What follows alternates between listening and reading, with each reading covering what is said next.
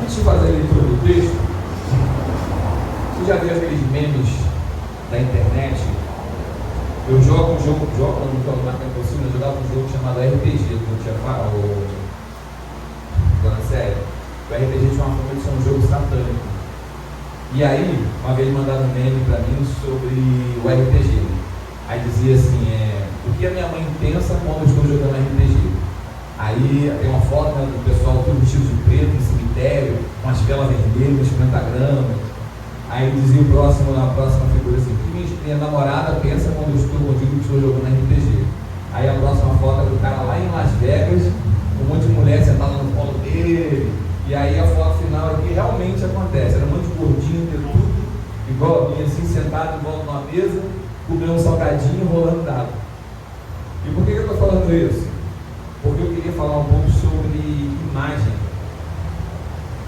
sobre coisas que às vezes, sobre como às vezes a gente acha que as coisas são ou não são. Na verdade, eu queria falar sobre autoimagem. Queria falar como às vezes a gente se vê. E na verdade, a semana passada eu tinha escrito um sermão para falar sobre a parábola do semeador. E eu acordei hoje de manhã e falei, vou estudar novamente o sermão da parábola do semeador, vou pegar o sermão da parábola do semeador. Mas isso tem me incomodado durante a semana toda sobre a nossa autoimagem. Como todos nós, de fato, temos uma imagem diferente da que realmente somos. É como se a gente olhasse no espelho, e vocês já viram aquele quadrinho na internet, que vai um gatinho e quando olha no espelho é um leão. E às vezes acontece também o oposto. Às vezes de frente ao espelho está um leão e o reflexo é só um gatinho. Porque às vezes a gente tem dificuldade, não. E quase todos nós temos dificuldade de ter uma autoimagem sadia, uma autoimagem segura de quem nós realmente somos. Então, por isso que eu queria chamar a sua atenção para o livro de Romanos, capítulo 12. A gente vai ler até o versículo 8. Deixa eu ver nessa versão que está aqui no papel. Essa aqui acho que está mais parecida com o que vocês estão aí. Diz o seguinte: rogo-vos, irmãos, pela compaixão de Deus, que apresenteis os vossos corpos em sacrifício vivo, santo e agradável a Deus, que é o vosso culto racional. Não sejais conformados com este mundo, mas sede transformados pela renovação do vosso entendimento, para que experimenteis qual seja a boa, perfeita e agradável vontade de Deus. E esse aqui é o texto básico que a gente vai partir daí para a nossa reflexão. Versículo 3. Porque pela graça que me é dada, digo a cada um de vocês, que não pense de si além do que convém. Antes pense com moderação, conforme a medida da fé que Deus repartiu a cada um. Porque assim como o corpo temos muitos membros, e nem todos os membros têm a mesma operação. Assim nós que somos um só corpo em Cristo, mas individualmente somos membros uns dos outros. De modo que de diferentes dons, e tendo diferentes dons, segundo a graça que nos é dada, se é profecia, seja ela segundo a medida da fé. Se é ministério, seja em ministrar. Se é ensinar, haja dedicação ao ensino. Ou o que exorta, use o dom em exortar. O que reparte, faça-o com liberalidade. O que preside com cuidado e o que exercita misericórdia com alegria. Amém? O texto que eu queria que você fixasse nesse momento é o versículo 3. Porque pela graça que me é dada, digo a cada um de vós que não pense de si mesmo além do que convém. Pense com moderação a partir da medida de fé que Deus repartiu para cada um de nós. Amém?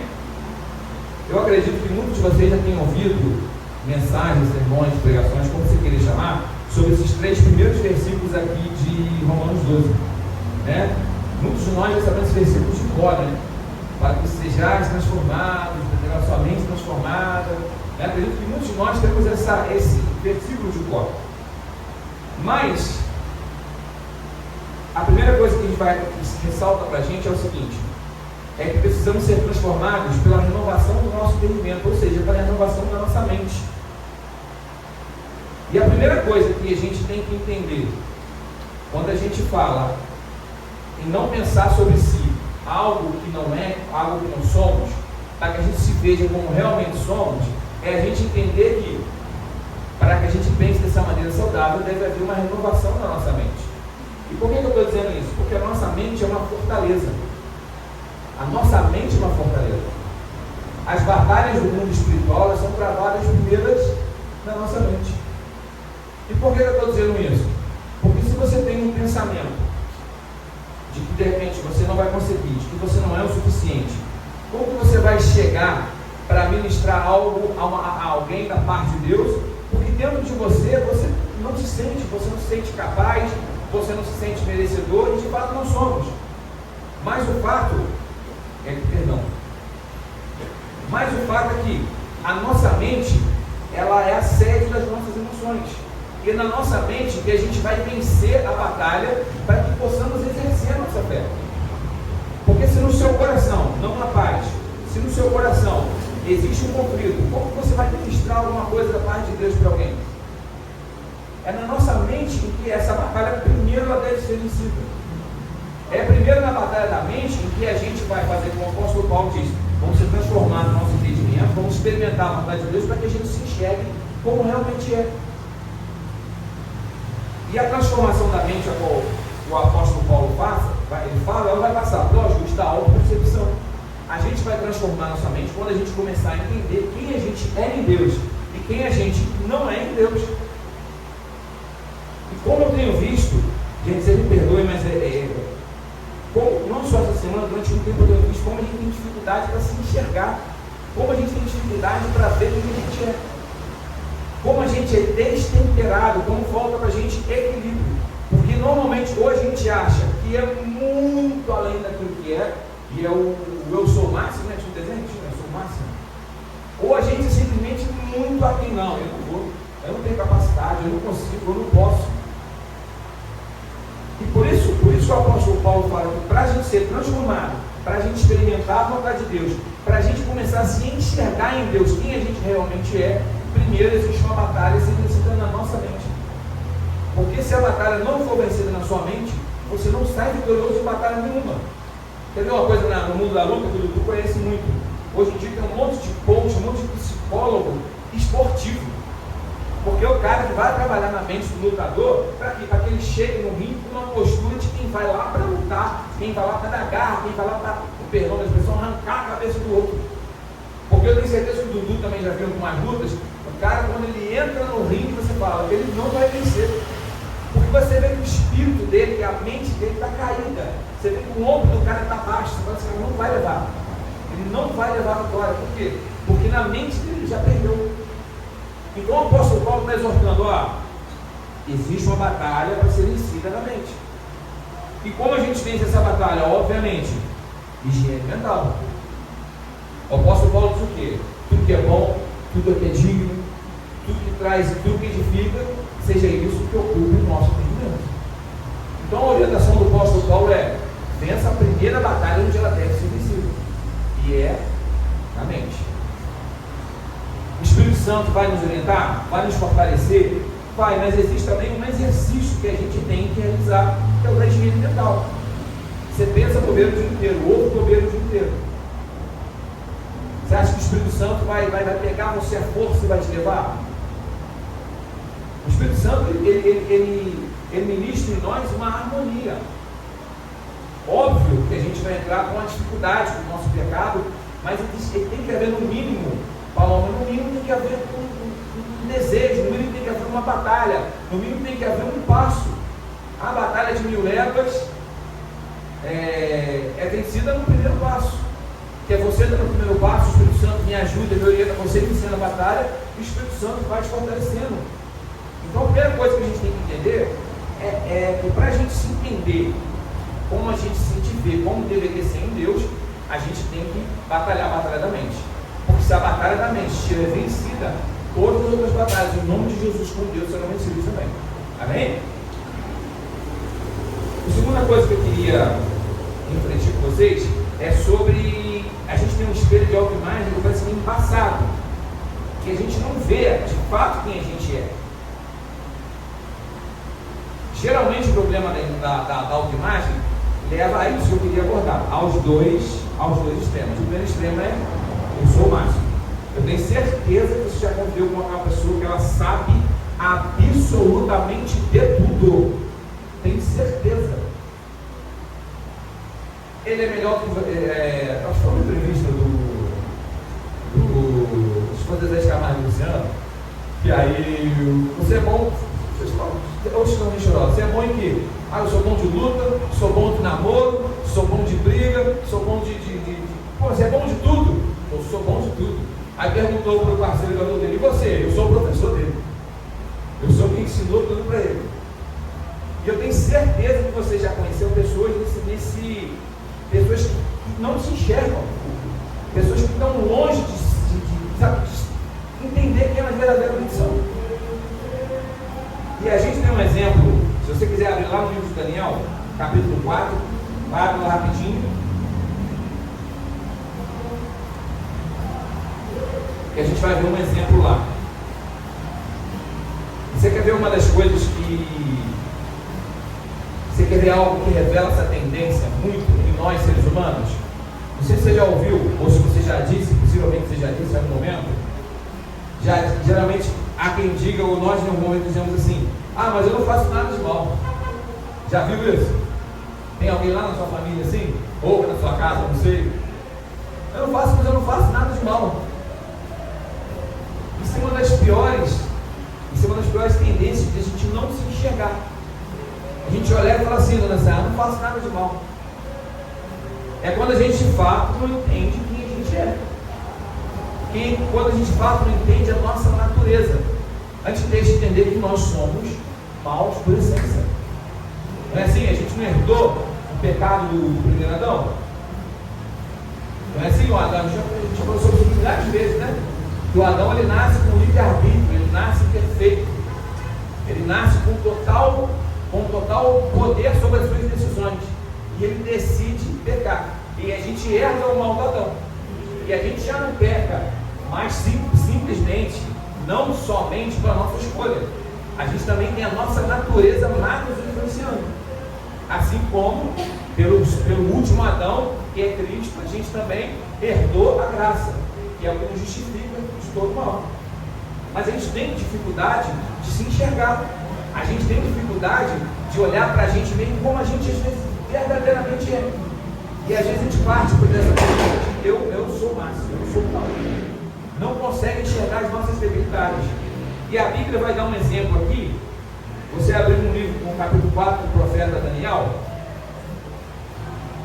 e aí você vai ver que o rei Nabucodonosor teve um sonho, Paulo. E ele sonhou que tinha uma árvore gigante, e a árvore tocava os céus.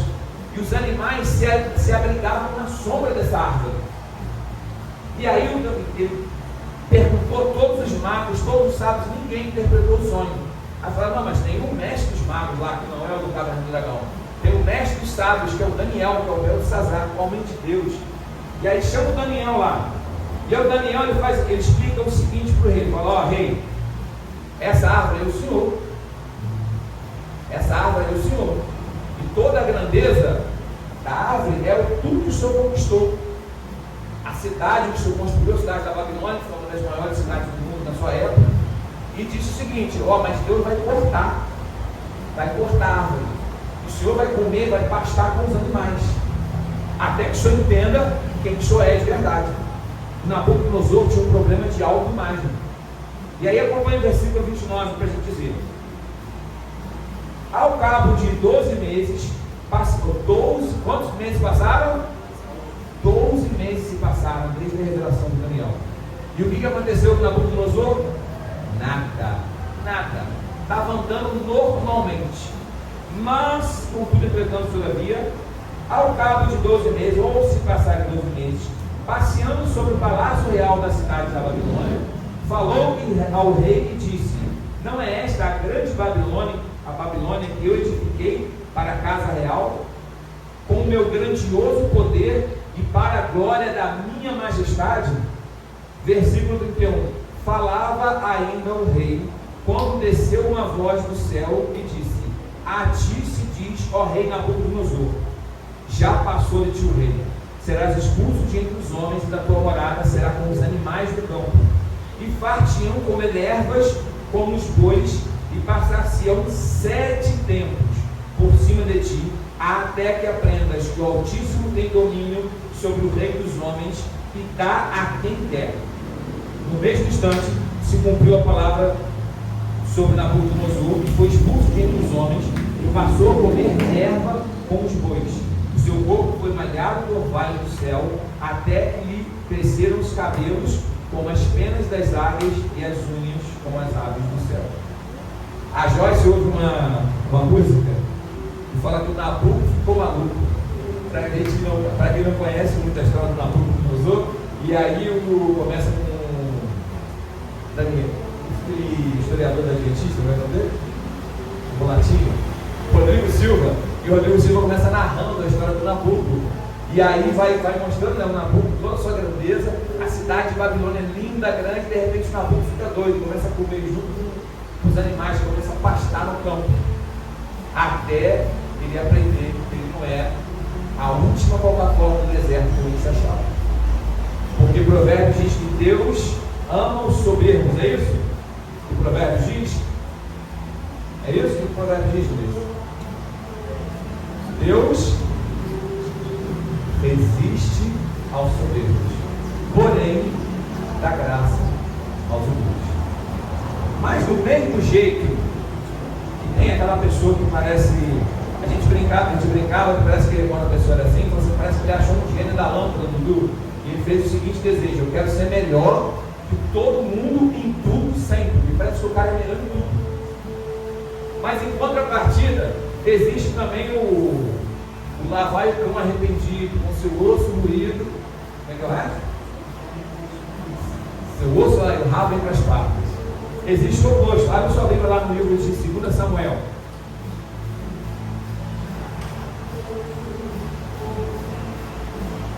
E eu acho que é o capítulo 9. Não coloquei o capítulo aqui, você acredita?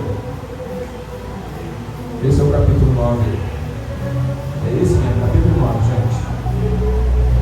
Ó, vou deixar uma pregação aqui. Os próximos vão pregar depois de mim aí, ó. A Bíblia diz que Davi, ele foi perseguido pelo rei Saul. Foi o primeiro rei de Israel, certo? O primeiro Deus de Israel foi o rei de Israel, foi o rei Saul. E o Davi foi perseguido pelo rei Saul. Mas o Davi tinha um grande amigo, que não era o Eduardo, mas era o Jonathan. O Jonathan, filho de Saul, era muito amigo de Davi. Eram muito amigos. Eles tinham uma relação de amizade, de proteção. E o Davi vestia a armadura do Jonathan, usava o escudo do Jonathan, a espada do Jonathan. Tão grande era o amor e a amizade entre eles. Só que o que acontece? O Jonathan morre, o Saul fica doido e durante guerreia, e o Davi se torna rei no lugar do Saul. Vocês lembram aquela historinha? O Samuel vai lá, unge o Davi. Vocês lembram disso? Olha, você olha como vê o homem, mas eu vejo o coração. Oi? O Dudu está assistindo lá na Amazon. O Dudu está vendo, ele está vendo sobre o que a gente está falando.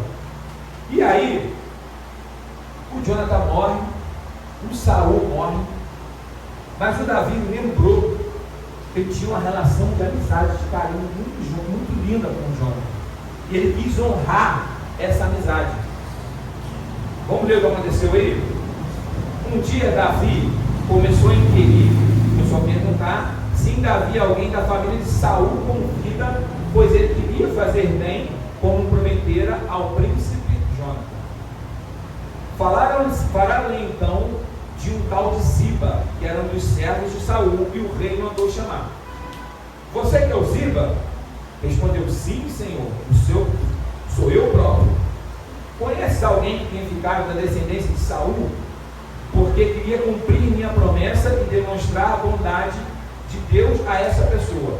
E Ziba respondeu: há um filho de Jonathan, que vive e que é coxo. Onde ele mora? Perguntou o rei, e disse-lhe: em Lodebar, na casa de Marqui, filho de Amiel. Davi mandou buscar esse filho de Jonathan, neto de Saul, que se chamava Mefibosete.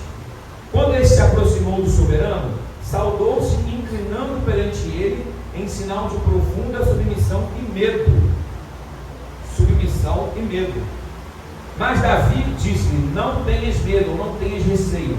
Mandei vir-te para para fazer-te bem de acordo com as promessas que fiz a teu pai Jonatas. Devolver-te-ei todas as terras do seu avô e viverás aqui no meu palácio. Mefibosete prostrou-se ao chão e disse: será possível que o rei mostre-se assim tão bom a alguém que não passa o que está escrito na Bíblia de vocês aí? Pegar alguém que não passa de um cão morto como eu. Essa aqui era a imagem que o Mefibosete tinha de si mesmo. O Mefibosete, dona Célia, ele se via como um cão morto. Mas Mefibosete era um príncipe. Mefibosete era filho do filho de Saul, do rei Saul. E por uma impossibilidade de andar, ele ficou morando de favor na casa de alguém. E por que eu estou falando sobre o Mefibosete? Porque quantas das vezes a gente não se vê como Mefibosete? Quantas das vezes a imagem que a gente tem de si mesmo não é de um cão morto? Quantas das vezes a imagem que a gente tem de si mesmo é de um coitadinho, de um pobre coitado, que não pode, que não é, que não vai a lugar nenhum? E quando o apóstolo Paulo fala lá no versículo 3 da carta de Romanos: porque a graça que me é dada, digo a cada um de vocês que não pense em si mesmo além do que convém. O apóstolo Paulo não está falando simplesmente daquele que se acha. O apóstolo Paulo também está falando daquele que se menospreza, daquele que não se vê, daquele que se coloca em uma posição de dificuldade. Mas o apóstolo Paulo, se você prosseguir aí, ele diz o seguinte: antes pense com moderação de si mesmo além do que convém, conforme a medida da fé.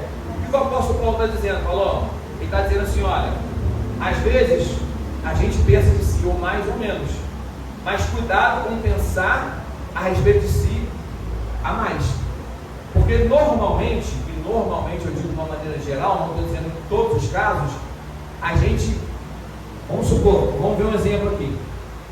Eu vim aqui e aí eu trago um sermão que vai direto de encontro ao seu coração. Aí você vem aqui no final e fala: olha, Deus falou através de sua boca, Deus me abençoou, Deus falou no meu coração. Normalmente a tendência da pessoa é o quê? É se encolher, se retrair. Não, pode não, é mesmo. É mesmo porque Deus me usou mesmo, porque eu sou bom mesmo já, porque eu sou ungido mesmo. Então o apóstolo Paulo está dizendo: olha, tem esses dois comportamentos.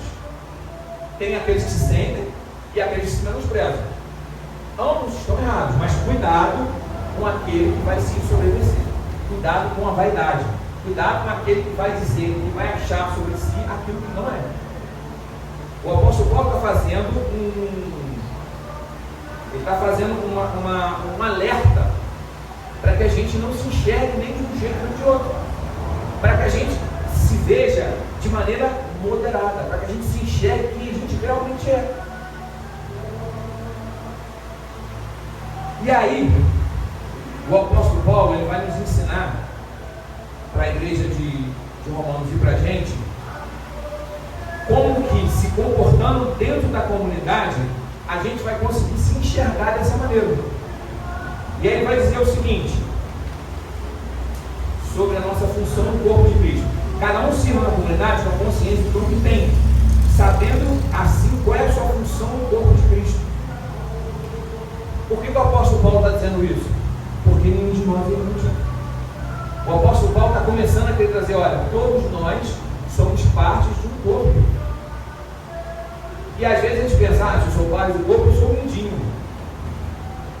Aí eu te pergunto, se a pessoa tem um diabetes, ela cortou aquele mindinho, o que pode vir a acontecer com ela? Já viu uma pessoa que tem diabetes? Aí ele cortou o mindinho não sarou já. Aí o médico fala assim: corta o mindinho fora. Só que a ferida não sarou. Aí cortou o pé, cortou no joelho, às vezes corta na perna, e normalmente quando chega esse ponto, vai óbito. E você achando que não era ninguém, que não era, que é pequenininho, que não tem importância nenhuma, não entende de fato que todos nós somos importantes para o corpo, cada um dentro da sua função. Alguém aqui além da igreja já operou o apêndice? Alguém além da igreja já tirou o apêndice? Não? Curou o apêndice? ouvi durante muitos anos já que o apêndice era a coisa mais inútil do corpo, que ele não tinha função. E durante muitos anos eu acreditei nisso. Aí recentemente, Paulo, a medicina descobriu que o apêndice ele armazena um tipo de bactéria, que é as mesmas bactérias que tem no seu intestino, na sua flora intestinal. E que na falta deles, às vezes o apêndice se torna um repositório dessas bactérias. E a gente achando que o apêndice é inútil. E até o apêndice tem uma função muito boa. E o apóstolo Paulo vai exortando para a gente poder entender que dentro do corpo de Cristo, cada um de nós temos uma função. E quando a gente passa a se enxergar, e quando a gente passa a exercer essas funções, a gente está começando a caminhar para se enxergar do jeito que a gente é. Quer ver um exemplo? No versículo 6, o apóstolo Paulo fala sobre profetizar. Versículo 6 ele diz o seguinte. Leia para mim em inglês, versículo 6, por favor. Mais alto, por favor. De modo que, tendo diferentes dons, segundo a graça que nos é dada, se é profecia, seja ela segundo a medida da fé. Jóia. O que ele está querendo dizer? Se você profetizar, profetiza segundo a palavra de Deus. Parece estranho, mas a gente vive num mundo hoje em que parece que a profecia ela virou um tom de determinismo. Já me lembro, você que da época lá dos anos 80, começou a entrar na igreja o tal de eu determino. E aí o cara orava e dizia, olha, eu determino que em uma semana Deus vai fazer porque eu vou colocar Deus contra a parede. E aí o Gerardo vai me dizer, fez sucesso, sou loucura, não fez nada. Um monte de igreja entrou no determinismo. Um monte. E aí nós, eu nem sei, vou falar nós porque gostava, mas eu nem sei o que a gente é hoje. E aí a gente pentecostal achou aquilo bonito, mas não podia falar determinismo, porque o pessoal começou a explicar, não, porque ninguém determina para Deus, você está doido? Deus é soberano, Deus é Pai. E aí a gente mudou o determino para eu profetizo. E o que mudou? Só a palavra, porque exatamente a mesma coisa.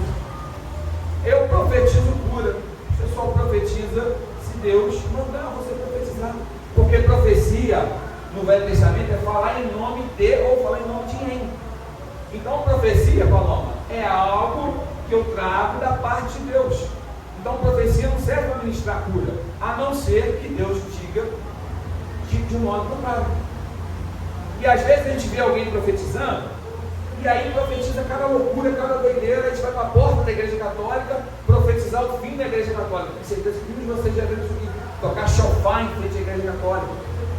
E aí eu estou profetizando em nome de mim, em nome da minha maluquice, em nome da minha emoção, só não estou profetizando em nome de Deus, porque eu estou profetizando algo que é contra a palavra de Deus, que não é segundo a palavra de Deus.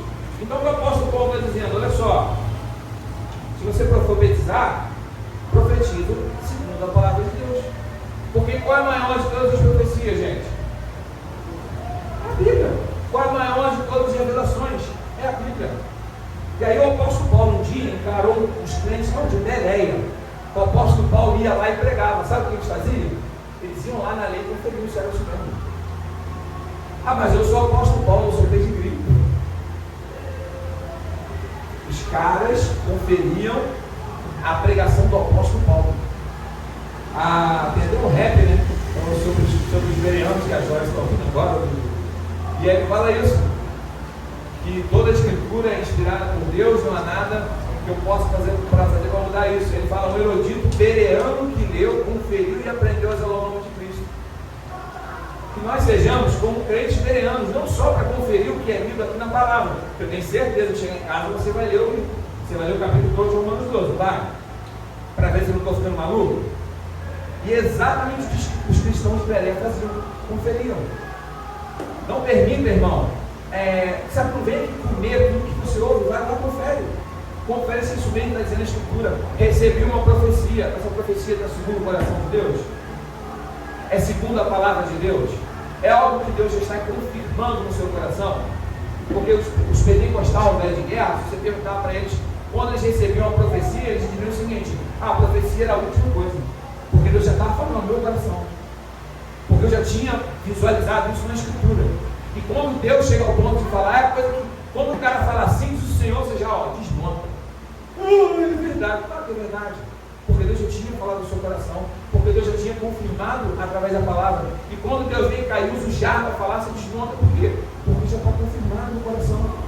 E é sobre isso que o apóstolo Paulo está falando. Olha, quem profetiza, profetiza segundo a palavra de Deus. Não viaja, não permite a sua emoção, porque às vezes a gente é tomado por emoção normal, gente. Às vezes a gente conhece a situação da pessoa e às vezes a gente fala segundo o que a gente conhece. É normal. Acontece. Só que o apóstolo Paulo está falando o seguinte: olha, só profetiza segundo a palavra de Deus. E o apóstolo Paulo continua. Versículo 7. Quem prega? O que ele diz aí, igreja? Se é ministério, seja ministério. Se é ensinar, haja de Joia. Ministério que está falando aí é da mensagem. Vamos lá. Quem prega, prega segundo a mensagem.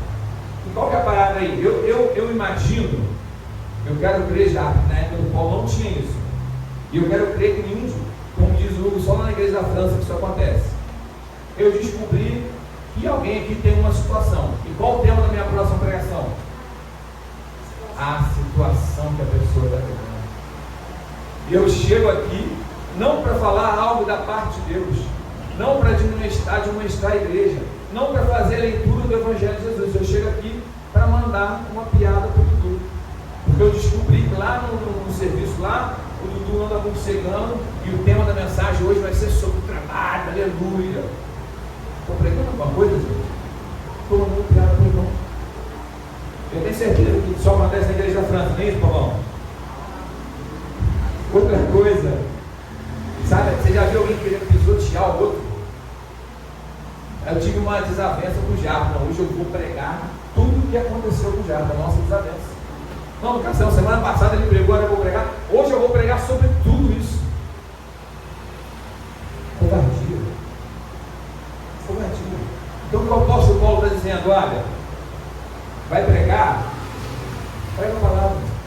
Aí eu queria falar muito algo de Deus, da parte de Deus para alguém. Fala para você mesmo. Quer ver sua mensagem, seu sermão, sua pregação ser boa? Prega para você. Prega para você. Se atingir o seu coração, vai atingir o coração das outras pessoas. Prega para você. Quer falar uma palavra de consolo para alguém? Console-se a si mesmo. Quer dar uma palavra de admoestação para alguém? Admoeste-se a si mesmo. Quer dar uma palavra que edifica alguém? Edifique-se a si mesmo. Eu tenho certeza que quando você falar, quando você profetizar, quando você pregar algo que vai de encontro ao seu coração, eu tenho certeza que Deus vai falar ao coração de todos. Então o apóstolo Paulo está falando, ó, vai, se você prega, se é ministério, ministra bem, ministra com sabedoria, ministra da mesma maneira que a profecia, segundo a palavra de Deus. E ele diz mais o seguinte: se é ensinar, estude, aprende a ensinar, se dedique. Lê para a gente ver, versículo 7, né, Gleice? Bem alto aí. A parte do ensino. Vê se está acompanhando, não, gente. Você falou que leu 7 a 27. Leia só uma parte do 7. Leia a parte que fala sobre isso. Se é ensinar, haja dedicação ao ensino. Joia. O que o apóstolo Paulo está ensinando aí? Gente, está aqui o nosso professor, que não nos deixa mentir. Ensinar é um troço difícil. Porque você chega lá para ensinar e você não tem a mínima noção do que você está ensinando. Então, porque normalmente quando você faz um sermão, ele é programado, não é isso, já? Você sabe onde você vai começar e você sabe onde você vai terminar. O sermão, para quem nunca fez, ele tem introdução, ele tem um desenvolvimento, ele tem a conclusão. Você vai ensinar. Oi? Igual uma redação. Você vai, no final, você tem uma proposta. Quando você vai fazer um sermão, você vai se propor ensinar uma lição daquele texto para estar tentando passar para alguém. E é isso. Só que acontece, às vezes a gente faz uma pergunta. Por exemplo, o Dudu chega lá com um campo d'água, pronto, Dudu. É o campo que eu vou pegar agora, o campo d'água. E eu falo, pô, Dudu, mas o sotinho eu não sei. E aí, se o Dudu não está com o sotinho, é sotinho ou sotinho? Tem que ser, se o sotinho não está na ponta da agulha, os outros alunos vão lá e falar, pô, caramba, 23, Dudu faz sotinho também, faz? Você já faz 27 já? 25, são 27, né? 26. Curso. Então, ó, no curso dos 26 que atrás. Você está treinando muito. Você pegou, né? O Dudu, para aprender, a gente já veio treinar no banheiro, na hora do intervalo, para poder aperfeiçoar. Mas para você ver aí, ó, dos 27, ele já está com 26 dominado. Por quê? Porque vai ensinar. Então, às vezes a gente vai ensinar alguma coisa e você tem que ter um mínimo de noção. A gente vai passar aqui nesse domingo, agora não, no domingo de manhã, eu vou começar a trazer alguns adolescentes aqui para a gente começar a ensinar a lição que eles vão ensinar para as crianças. E o mínimo que eu tenho que fazer é ler a lição. O mínimo que eu tenho que fazer é conhecer o texto para qual eles vão ensinar para as crianças, não é isso? Então o apóstolo Paulo está exortando, olha, se é para ensinar, aprenda, faz com esmero, faz com carinho. Exortar, é isso? Use esse dom e exortar, porque é mais fácil, liberalidade. Exortar, só exortar por enquanto, beleza. Quando você vai exortar, a obra. Oi? A gente vai falar sobre esse exercício de dom, eu acho maravilhoso. Quando você vai exortar alguém, uma vez eu era líder de jovens, e aí a gente marcou uma reunião, leva lá no pastor Noé. A gente marcou uma reunião e tem uma das meninas que não foi, que era negócio de dança, não sei o que. É a hora que ela chegar aqui. Eu vou dar com os 2 pés no peito dela, olha só, vou dar uma bronca nela, que ela vai sair daqui arrependida. Aí quando ela chegou, eu falei, não, vou fazer uma abordagem educada primeiro. Oi fulano, tudo bem? Você não veio? O que aconteceu? A gente sentiu falta de você. Na hora que eu falei isso, ela começou a chorar. O que aconteceu? Não sei o que, cadê a mãe? Não sei o que. Se eu pego maltratando ela, a gente precisa matar a menina, nunca mais voltava. E a exortação do apóstolo Paulo é: se for exortar, faz com amor, não seja o teu pai. Faz com amor, você não é batendo de ninguém. Ah, eu sou discipulador de Cristo. Ah, eu sou pastor Jesus. Se for exortar, gente, exorta com amor. Jesus nos ensina para fazer aos homens aquilo que a gente não gostaria que fizesse com a gente, é isso? Ou Ele nos ensina a fazer com os outros aquilo que a gente gostaria que fizessem com a gente. Como você gostaria de ser exortado? Como você gostaria de ser tratado? Você fala com o outro como você gostaria que o outro falasse com você? Você usa do mesmo carinho para que o outro você gostaria que ele usasse para você? Porque a gente estava falando sobre isso ontem. Evangelho é absorver o dano. Evangelho é ficar com o boleto. E o Evangelho é isso. É tomar prejuízo. Foi isso que Jesus ensinou. Ah, não sou bobo. Nicodemos, vai ter que nascer de novo. Evangelho é absorver o dano. E às vezes o Evangelho é exortar, mas exortar com amor. Se eu tivesse exortado a irmã do jeito que eu gostaria, talvez a gente nunca mais visse a irmã. E a gente promoveu um retiro e foi a pessoa assim, que mais agitou um monte de parada, tipo assim, o retiro, metade do retiro quem fez foi ela. E procurou, não sei o que, e animada sempre as coisas, sempre bem disposta. Mas o dia que eu deveria exortá-la, que eu ia exortá-la com aspereza, e eu não fiz, eu não matei aquela menina. De alguma maneira a gente ela continua perseverando. Então, amado, se você for exortar, não seja autoritário. Não somos senhores de ninguém, nós somos servos uns dos outros. O que contribui, seja generoso. A gente já falou sobre isso aqui um monte de vezes, não faz barganha. Não tenta receber em troca. Não tenta ser o dono da comunidade porque paga mais. Eu tenho certeza que isso só acontece na igreja da França.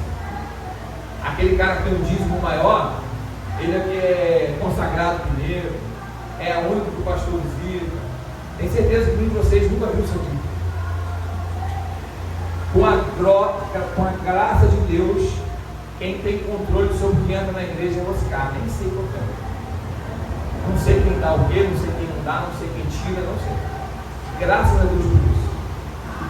Mas sempre que você for ser generoso, não faz por barganha, não faz por recebimento próprio, não faz achando que você vai merecer alguma coisa por isso.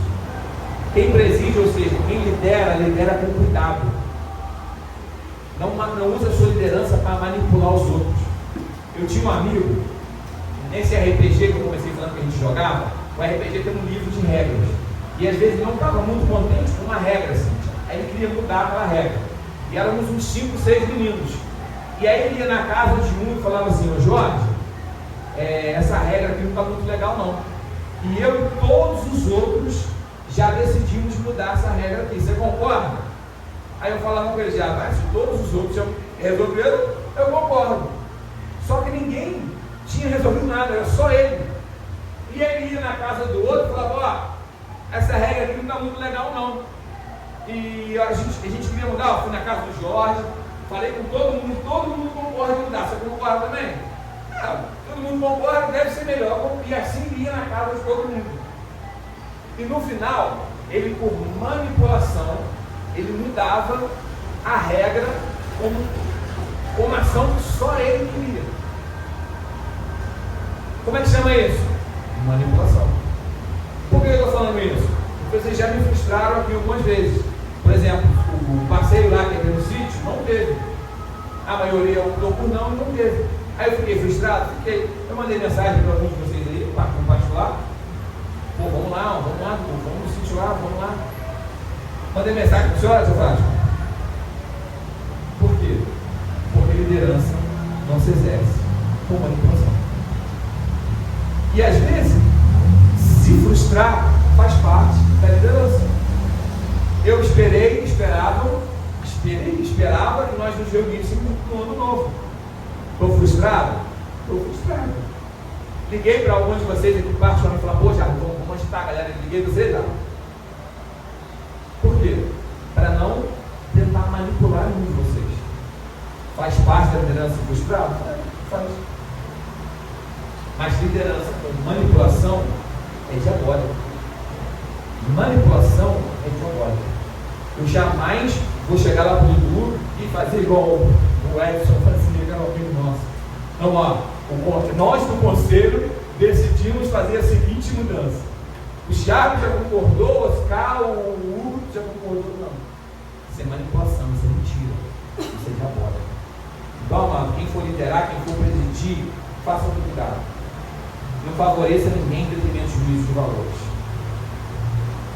Se você exercita misericórdia em favor dos menos favorecidos, faça com alegria, não permita se entristecer ou se irar pelas dificuldades. A gente está lidando aqui com terra nova. E às vezes a gente vai ajudar com uma cesta básica alguém, que o pai das crianças é viciado. E aí? Uma raiva. Qual é o ímpeto da gente? Não, esse vagabundo para lá. E às vezes a gente vai servir as pessoas e a gente se ira. Ou então a gente vê uma pessoa numa situação tão difícil, que a gente vai deprimindo, que a gente vai absorvendo. O apóstolo Paulo aconselha: faz isso não. Equilíbrio. Não se permita ser absorvido pelos problemas. Vamos chorar com quem chora? Vamos sorrir com quem sorri? Vamos. Mas não somos servos para tirar as pessoas que a gente fala, do reino das trevas para o reino do filho da sua luz, não é isso? Então não se abata, não se deixe, sabe, esmorecer por isso. A Grace falou sobre a lista de dons aqui na igreja. Nem sabia que isso era dom. Sabe que é maravilhoso? Tem 5 listas de dons diferentes. E alguns deles já nem se repetem, estão numa lista só. Porque a gente, hoje em dia, a gente quer lógica. A gente quer o Pedrinho, a gente quer o método, a gente quer o segredo, a gente quer escrito. A gente quer a lógica. E vem Deus e confunde para tudo. E dá 5 listas de dons que são diferentes, não se repetem às vezes. E às vezes você vai imaginar assim: poxa, mas ensinar, mas ser generoso, exercitar a misericórdia, isso é coisa para todo cristão. É a coisa para todo cristão, não é? Mas eu tenho certeza que você conhece alguém que parece que não pede dinheiro plantado na casa dele. Você conhece alguém assim? Ou alguém que parece que não precisa descansar? Você chega, você terminou de comer, já está tudo empilhado. Tem gente que é assim. Tem gente que tem o dom de servir, tem gente que tem o dom de misericórdia. Todo mundo tem que fazer? Acabou a bagunça, todo mundo tem que limpar, não tem? Mas tem gente que parece que tem um ímpeto. É dom. Destaca, destoa, vai além. Vamos contribuir todo mundo. E aí você fala assim, ó, vou ajudar com X, com X e com Y. O cara fala, não precisa não. Aí você fala assim, cara, tá com pé de dinheiro em casa, desgraçado? Você tá com... Porque tem gente que destaca o dom, é diferente. Todos nós temos que nos aconselhar? Temos. Agora tem gente que você senta que parece que ele quer ver na sua vida inteira. É dom. É dom. Pra gente, sabe, pra gente não pensar que, eu não faço porque eu não tenho dom. Não, você não faz porque você é omisso. Ajudar uns aos outros, todos nós temos que ajudar. Temos maluco que vai além do que pode. Glória a Deus por vida dos malucos. Tem os malucos que servem além do que pode. Tá? Fé é dom de Deus. Eu não tenho fé porque Deus me deu. Mentira. Mentira. Fé, dom, é para você exercer coisas além de imagináveis. Agora, a fé vem para ouvir a palavra de Deus. Se você não tem fé, está faltando o quê? Está faltando ouvir a palavra de Deus. Não, mas tem gente que tem uma fé que você fala assim, não, a gente vai conseguir. E não tem possibilidade nenhuma. Você olha humanamente falando, fala, não tem como. E o cara, não, a gente vai, porque Deus vai dar vitória. Esse cara tem dom. Mas de qualquer maneira, todo cristão tem que exercer fé? É sem dízimo que a gente não consegue ver a Deus? É isso que o pastor Hebreu fala? Sem fé é impossível agradar a Deus. Só para a gente entender que tem uma diferença entre a gente exercer o nosso ministério e tem gente que destaca alguma coisa, com certeza. Todos nós temos que evangelizar? Temos. Metade da igreja tem cruz? Tem tudo. É dom. É dom. É diferente. A gente, o Dudu é um mas a gente pode. Não. Janeiro, em nome de Jesus, a gente vai fazer. Comprar 3 pãezinhos mesmo. O Hugo já perguntou, o João já perguntou. E aí, como é que vai ser esse ano? A gente evangelizar os comércios locais. Eu tinha a ideia de a gente comprar uns pãezinhos, né, entregar, Jesus é o pão da vida. Se quiser nos visitar, em janeiro agora vamos lá em nome de Jesus. Vamos deixar só nas costas dele? Só porque ele tem dom? Não. Quando a gente faz isso, quando a gente exerce displicentemente, quando a gente joga nas costas de alguém, a gente mostra que a gente não entende quem a gente é em Cristo. Porque todos nós fomos chamados para sermos servos uns dos outros. E cada um que exerce esses dons aqui faz isso para quê? Para o crescimento do corpo de Cristo. E quando eu tenho um braço que trabalha muito e o outro que não trabalha nada, esse braço aqui vai atrofiar, esse aqui vai cansar, esse aqui vai dar alerta. Aí o pessoal que trabalha direto, faz sempre a mesma coisa, o trabalho de computador, esse, dá um dia está com lesão.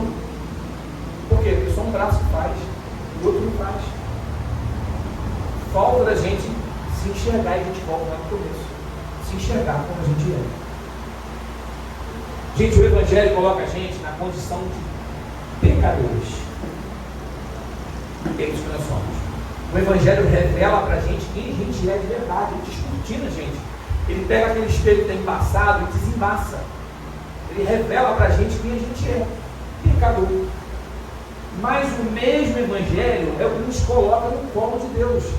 É aquele que revela para a gente que a gente é santo, santificado. É aquele mesmo Evangelho que revela para a gente que a gente é justo, que a gente é justificado. Porque mesmo sendo injustos, a gente aprendeu que nós somos justificados por quê? Pelo sacrifício de Cristo na cruz. Mesmo a gente sabendo que somos pecadores, a gente aprende que fomos santificados em Cristo Jesus e que Ele nos transportou para o reino do Filho do seu amor. Então a gente começa a quebrar esse espelho fosco que faz com que a gente se enxergue ou aqui, para como a gente se veja realmente como nós somos.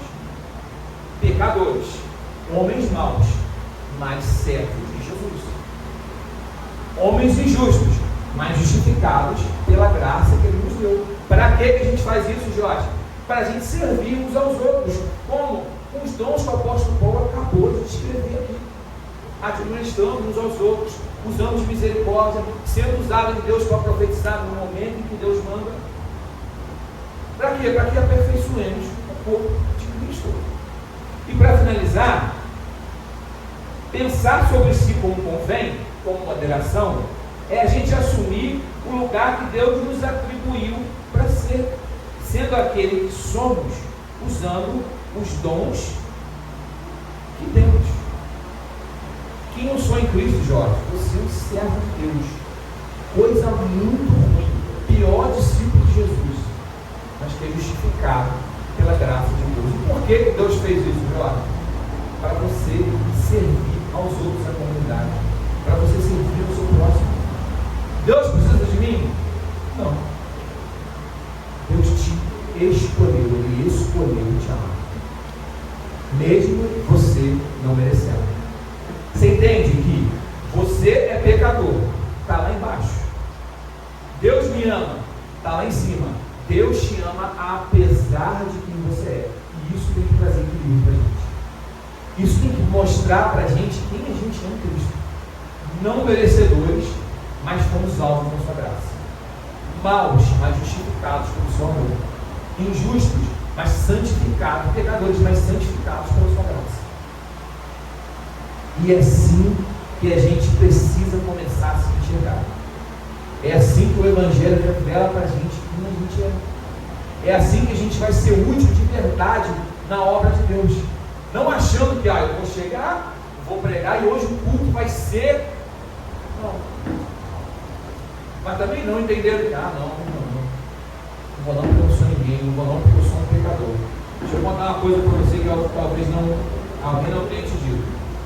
No dia em que o Senhor te levar, no dia em que você passar para o Senhor, no dia em que você morrer, vai morrer um pecador. Você vai continuar sendo esse pecador miserável que você é. Eu vou continuar sendo esse pecador miserável que eu sou.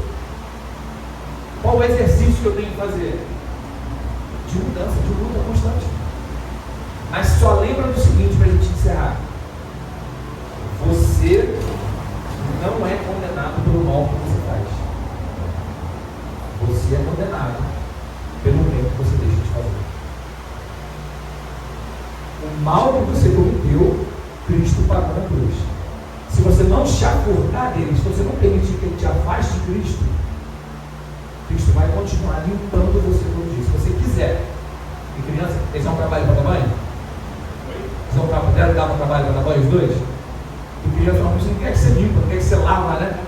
Joyce vai lavar cabelo, meu Deus, parece que está matando ela. Não, na casa da minha mãe, então ela faz um fuzuê.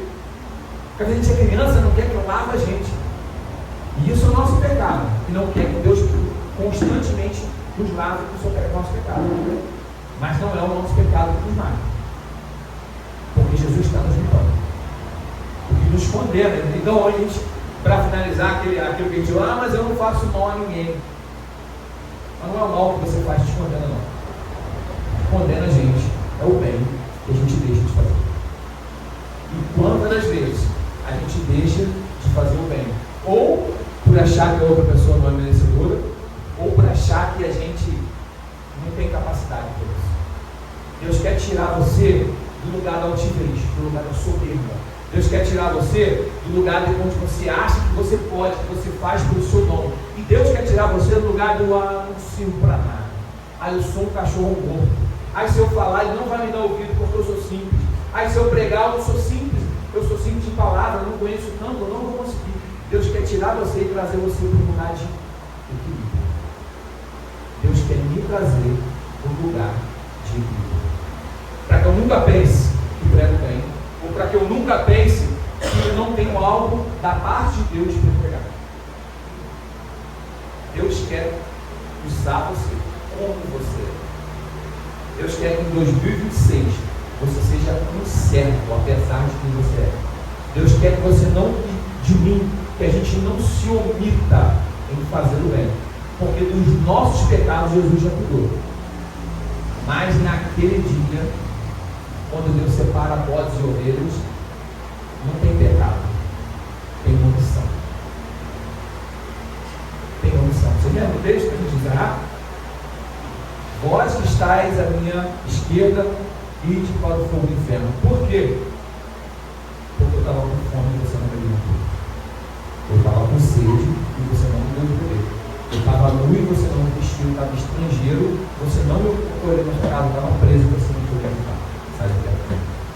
Da mesma maneira, o Senhor separa nas obras do lado direito e diz: sede bem-vindos do meu Pai. Por quê? Porque eu tive fome e vocês me alimentaram. Eu estava com sede e vocês me deram de beber. Eu estava nu, vocês me vestiram. Eu estava estrangeiro, vocês me receberam. Eu estava doente, vocês foram me visitar. Entra no gosto do Senhor. Irmão, que nenhuma da nossa podridão nos impeça de sermos ferramentas na mão de Deus. Nada do mal, nem do mal que a gente faz, impeça a gente de enxergar que, apesar de que somos filhos amados. Porque nenhum de vocês aqui que tem seus filhos jogaria seu filho fora por causa de uma bagunça. Imagina, eu sei, lambeado de carro, você pega, joga. Já ouviram essa expressão? Ninguém nunca ouviu. Já me falaram que não ouviram isso uma vez. Que joga água suja e joga a criança junto. Uma expressão antiga que falava isso. Ao invés de jogar só água suja, joga a criança junto. Eu tenho certeza que nenhum de vocês jogaria seus filhos fora junto com a água suja. E Deus também não faz isso. Deus não nos joga fora apesar da nossa rejeição. Ele nos lava e nos usa como ferramenta. Amém? Que a gente possa em 2026 ser muito mais útil na obra do Senhor que foi de 2025. Que a gente possa ser muito mais útil nas coisas simples da vida, tá, gente? Eu não estou falando só de aqui ajudar com não. Estou falando daquele parente chato, parente drogado, maconheiro, safado, alcoólatra, bebum, caloteiro que não paga ninguém vivo. Você pode ser instrumento de Deus para a restauração dessa vida. Você pode ser instrumento de Deus para a renovação, para que essa pessoa conheça Deus. Amém? Que Deus possa falar infinitamente melhor no cada coração. Eu queria convidar a nossa irmã Paloma para vir aqui. A tia Fátima e a Pérola, por favor.